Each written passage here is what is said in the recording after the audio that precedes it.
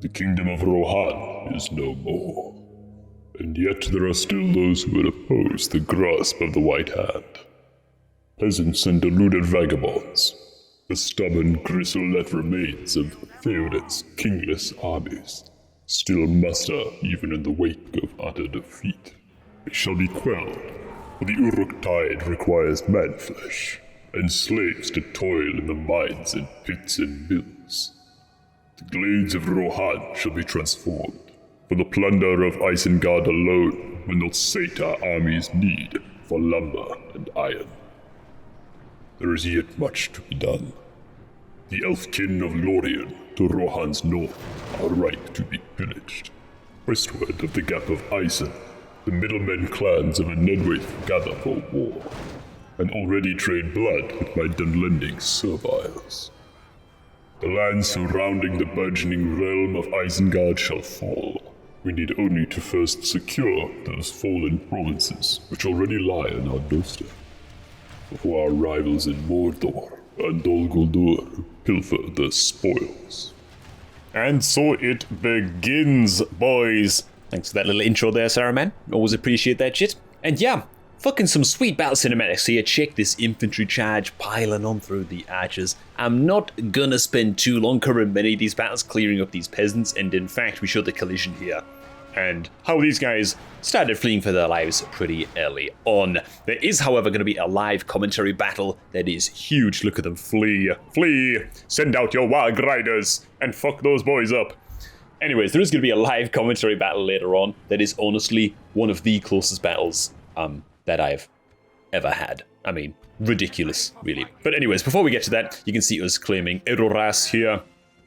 Huge amount of cash coming in from that, and that's what a lot of this was like. The next 2-3 hours of playthrough, by the way, was literally just me cleaning up these now rebel Rohan settlements in the wake of the faction being completely destroyed.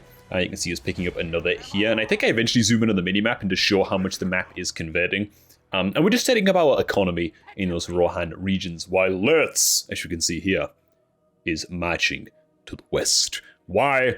Because, yeah, we need to clear up those clans of ENEDWAITH in the west. They are warring with our Dunlending allies, and while I don't really care about our Dunlending allies, what I do care about is Dunland falling, and then ENEDWAITH then, waging war on us from the west. So it's better just to clear them up now, while they're also warring with Dunland.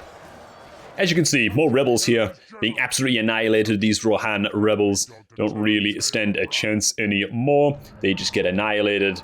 And yeah, good shit. So we zoom in on the map here. Check it out, man. There's us, the black in the middle, and boom. Look at all of that extra territory we just claimed. You can also see Mordor and Dol Guldur actually pushing in for us here on the east as well. But it's all good. We begin to invade Karas now from the west. So this is our first battle against the clans of ENEDWAITH. Karas is just a small village that's very, very close to our territory. I decide, you know what, I'm not going to go straight for their capital. That's a little bit dicey. Look at the fools fall back. They have no idea what's coming for them. So we go for Karas first, pick this place up, and we get some pretty fucking cool shots here as well, man. We hit them from two sides here, breaking through two gates at once. We have our crossbowmen stop these guys in their tracks. Oh, with a huge volley of arrows, and you see all these peasants go down. We get another cool angle on them here from the side. Just drilling arrows into those poor bastards. Absolutely eradicate them. They thought they could just take on Dunland and destroy my Dunlending servants without us doing anything, without us lifting a finger. Get the hell out of here, man. So we go ahead and we claim Karas. Real good, but as I was saying before, it is just a lot of clearing up these old Rohan settlements, like this one, for example. And yeah, that's it. Setting up economy, dude. We have a lot of mines to build. We have a lot of shrines to Melkor to build, and you can see the map as well now, updated even more. We've claimed like a bunch more settlements. Basically, there are no rebel settlements left at this point, actually. So we went really, really ham. And yeah, it's just the kind of thing that I don't think is that important to show in an episode. Us clearing up rebel settlements like that. And again, it took many, many hours to get that done. So I don't know how much I'm going to be able to keep on making rapid progress in this playthrough. I'm in a little bit of a lull right now in my work life, right? So I have like a lot more time to put towards this, just for the time being. But who knows, maybe we'll do some more live commentary style episodes in the future, just to, I don't know, show some more behind the scenes kind of stuff like this, a more laid back episode, less editing heavy, and yeah, I just walk you guys through the day-to-day running of our burgeoning empire of the White Hand. Could be kind of interesting to do as well, and a bit more laid back, so yeah. Anyways, back to the west. We are pushing in here with Lurtz's horde. A bit of a mixed bag of units. Some like semi-elite, medium heavy infantry, some berserkers in there. These guys get absolutely slaughtered. It was a bit of a messy battle, just because ENEDWAITH is so skirmishy, right? They're so fucking skirmishy, dude. They just hit and run and hit and run. It's a lot of javelin throws, a lot of horse-mounted javelin throwers that are like running away all the time. And we do get us around here, just because we outnumber these guys so much, and that's great. But it's just a real pain in the dick to get a clean win against ENEDWAITH, especially because ISENGARD, we're just so fucking slow, man. We're like a big slow battering ram of a faction, and so it's really rough to kind of pin these bastards down. But anyways, we do initiate the attack order on Alkford, which is the Empire capital for ENEDWAITH. And so it's all going to come down to this huge battle here. They do move around a second army here to come and take on Lurtz, and so we are outnumbered. This is going to be a really fucking rough one. The Moot Lord himself is engaged in this battle, and here we go. So yeah, we're leading with our archer units here, and you might see on the minimap as well that I am positioned on the far left extreme of the map. I can't position any more further to the side, and that's because I want to try and kill their reinforcements as quickly as possible. That was my plan. I don't know if it's a good plan, but it's what we went for. So yeah, we've got our medium infantry here with Lurtz as well in the somewhat front lines, and then we have our backup and light infantry covering our right flank there, just because that's where the main ENEDWAITH army is going to spawn. Our ballista units are all set up as well, with a unit of Uruk Reavers and the horsemen behind them as well. And so they're ready to shoot as soon as we move our boys out. And so you can see the reinforcements coming in here. I'm looking for the Moot Lord. Where is he? We have to kill the faction leader. It's a huge deal, and there he is, right there at the back in that group of, I forget their name, Moot Defenders, Moot Chads, whatever the hell they're called. I don't know, man. Moot Lord Tremak is among those boys, so we want to kill those idiots as soon as possible. And so I'm moving all of my units in now. We want to engage these guys, these reinforcements, as soon as they get here. Again, we're outnumbered, like, I think it was slightly more than 2-1. And again, these guys are so hard to pin down, man. Shitload of archers, shitload of javelin throwers, a bunch of like horse-mounted javelin throwing units as well.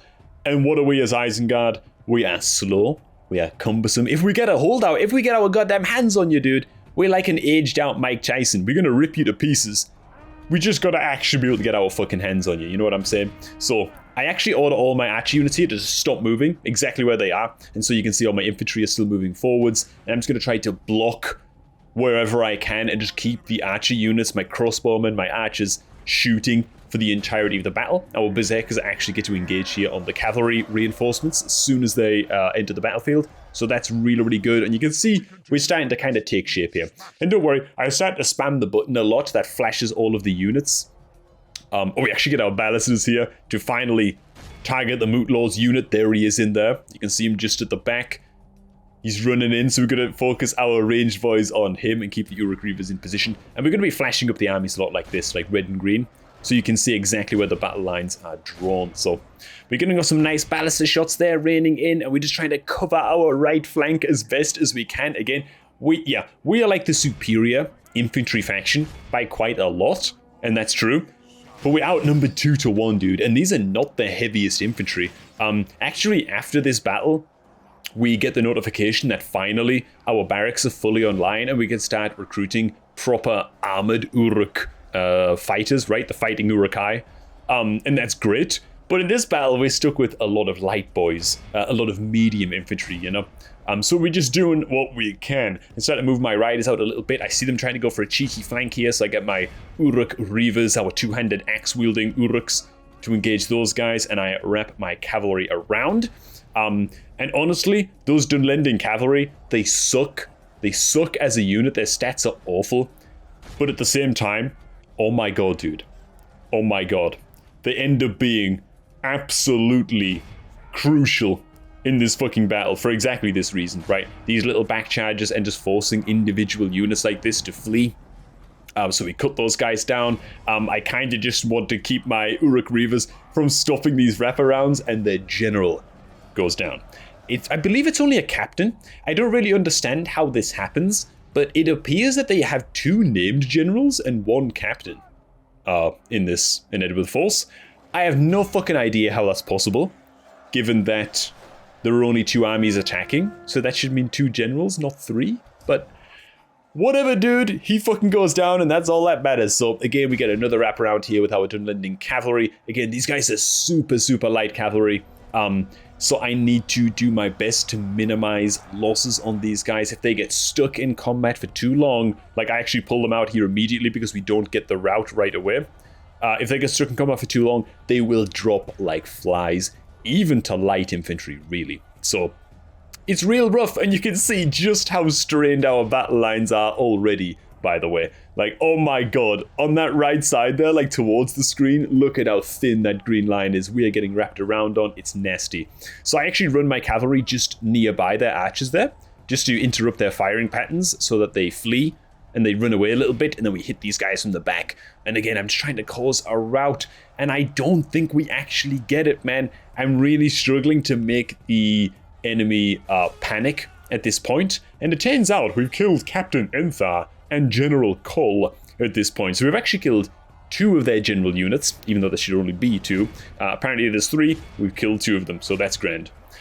So, as you can see, the fight is going pretty well on the left side, where our medium to heavy infantry are positioned, but on the right side, dude, shit is getting gnarly real fast. I'm just doing all I can here, redirecting some of my ranged units to be pew-pewing at these guys, because they are just standing there tunneling on us. They just have more ranged power and more skirmishing ability, and that's just what it is. And my little Dunlending riders, yes, I could engage them on those archers, but honestly, they would die. They would die, man. Like, they're fucking so bad. They're so weak as like an engaging cavalry unit, you know?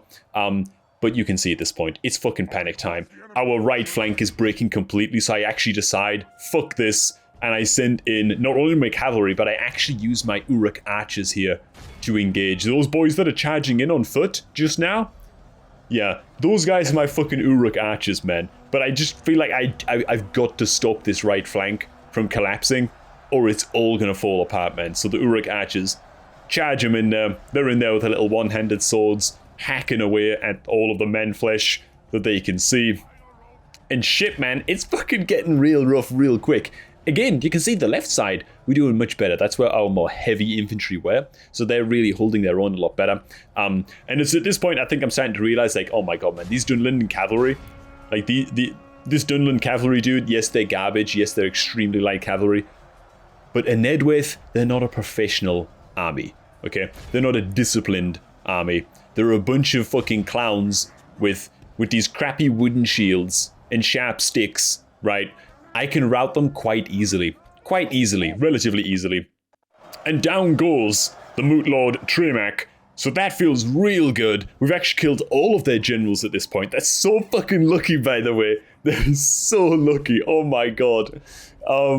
So anyways, yeah, I'm charging around with my cavalry still. We're just trying to hold the front lines. I started to get a little bit curious as to where Lurtz is at this point, because I'm starting to notice that his unit is taking a lot of damage. I'm making my mind up here about where to charge his cavalry, and I decide, fuck it, I'm going to go for the much weaker unit, where hopefully we can force another rout, and I think we do. Actually, we cause these guys to break, but they start fighting to the death, so what I do immediately is pull my cavalry out. That means if they start fighting to the death, it means that the unit doesn't see a way out of the conflict. So you need to give them a way out, stop surrounding them, and they will start to run away. Which, yeah, I actually didn't fucking know it worked like that, but apparently it does. And so I'm really glad that I knew that tip, so I can actually let those guys run. So yeah. But yeah, as I was saying, Lurtz's unit, dude, is getting kind of battered. He's in there, he's in the front line, he's in the thick of things. It's just a complete slugfest and a bloodbath at this point, and I'm actually looking for Lurtz here. I'm like, man, where the fuck is he, dude? I'm trying to like zoom in slowly. Where is he? Because he does have a unique model. So I'm looking for the guy, And at that exact moment, he dies, dude. So he's fucking dead. We just, coincidentally, as I was looking for him, he goes down. Now, holy shit. Bit scared. If you look at the bottom right of my screen right now, we have 3 units that started fleeing instantly. So I'm like, holy shit. Holy fuck. It's time to go big sweat now. Like, both of these armies, the ENEDWAITH armies and ours, are fighting without generals at this point. Anybody can flee very, very easily at this time. You know what I mean? So this is where I go full micro mode with my cavalry. I'm just doing my fucking best to force routes wherever I can because everybody in the battlefield is shaken. We're still outnumbered like fucking 2-1 at this point. I mean, as you can see, their units are still so fat and so thick, man. There's still so many of them. I'm looking for an angle here with my cavalry and I realize like, holy shit, I can't play on that right side anymore. There are just too many units, so I actually pull them all the way around here. And I'm like, and during this time, I'm so scared. I'm like, man, I'm losing so many units while I'm wasting time here. But I think it was worth it. I think it was worth it because we do get to hit these guys from the back. And we start to cause really solid fucking routes on this side of the battlefield. So while I'm really scared about what's going on the right side, at least we're winning half the battlefield, you know? We've both lost like 80% of our armies at this point. I mean, there's just corpses everywhere. People are fleeing the field. It's just the biggest slugfest ever. And I'm starting to think to myself, like, man, am I actually going to be able to pull this off? Do I even have the fucking units to pull this off and to hold people still? For these fucking Dunlending cavalry to take these guys out. And I'm down to just 15, 14, 13 riders. Is that now 11? Like, they're dropping like crazy, dude. So even though we're forcing routes and shit, these motherfuckers are so flimsy. They're dying on the charge. They're dying to random arrow fire. It's just real rough, man. It's real fucking rough. So yeah, we're gonna hit these guys from the back here. I think that's actually my ballista engineers that are caught in combat there as well because they're just out of ammunition at this point. So it's like, well, you guys are going in, you know. There's just no battle plan anymore, right? There's just no fucking battle plan anymore. The battle plan is just kill shit. In fact, Christ, if you look down at the battle cards there, the bottom left, we have a unit of Orc Reavers, like half Orc Reavers. There's like 1 guy left in the entire fucking regiment. How mental is that, dude? How mental is that? So actually notice now that up here in the top right, we have a bunch of guys that stopped routing. So that's good. Yeah, I actually get my Orc Engineers here to just ditch the ballistas and engage in melee combat, and we have a bunch of guys that stop fleeing over there, so I send the Dunlending Riders over. We're just trying to force as many routes as we can, and oh my god, dude. It's actually working. This is also a benefit of being right next to the edge of the battlefield, right? People flee off of the field so quickly and so easily because they don't have anywhere to run. You don't have to like chase them to complete the route or anything. This is pretty funny. We have 5 Dunlending Riders charging into like 100 dudes, and they panic and start running, dude, from like 5 blocks on horses, you know what I mean? It's like, man, I mean, I know that they're like an undisciplined army and all of their generals are dead and stuff, but still, it's pretty fucking funny, man. So, yeah, we get a lot of goddamn kills here, and there's so many of them left. I do decide to chase these guys down a little bit with my riders, just to make sure that they don't turn around and that they don't come back. Because it's very, very likely if there's a lot of them left alive that they will go ahead and do that. So yeah, we hack these bastards to pieces, again with our Dunlending Riders, and man, can I just say how crucial it is to at least have 1 or 2 light cavalry units in any army, like for this exact reason, right? For completing routes and for getting quick flanks in these protracted battles, and it's just so fucking important, man. But yeah, TLDR, they have a lot of dudes now that are very, very, very close to breaking, and it's just a matter of running around with my 5 Riders of Dunland, and just mopping stuff up. As you can see, I'm just sending practically all of my archers at this point into melee combat as well. Like the sentries of all thank my berserkers that just stood here AFK. That's not ideal. Get those guys in there. We're just sending in everybody, and we have a lot of fleeing units. We have like 5. We actually have some sentries of all thank that were fleeing there at the end as well, but long story short, we were able to fucking clear it up. Oh my god, dude. Mass casualties on both sides. but we pull out the fucking victory. And look at that, man. Captain Mogash. We actually get a general promoted in that army just because it was such a ridiculous victory as we destroy the clans of ENEDWAITH. So, we did lose Lurtz, but as you can see him there, man, in the unit cards, we have Captain Mogash. Mogash, the Uruk of the hour, is going ahead and conquered all of ENEDWAITH. So they are just gone from the map now, as you can see. No yellow left on the map. ENEDWAITH completely wiped out. So that means that we have a lot of rebel settlements now to go ahead and conquer. So that's what we're going to do, man. And it's going to take us some time. So likely speaking, I'll probably do a bunch of this kind of off camera as well, or just sort of break it down very, very quickly, because it's going to be a lot of cleanup and a lot of converting these settlements to followers of Melkor to really get our economy set up. That's how we're going to do it. So, hope you all enjoyed this sweet little battle report, the bloodiest battle yet by a long shot for our armies. Hope you all enjoyed. Enjoy the rest of your day, and I shall catch all of you guys in the next one.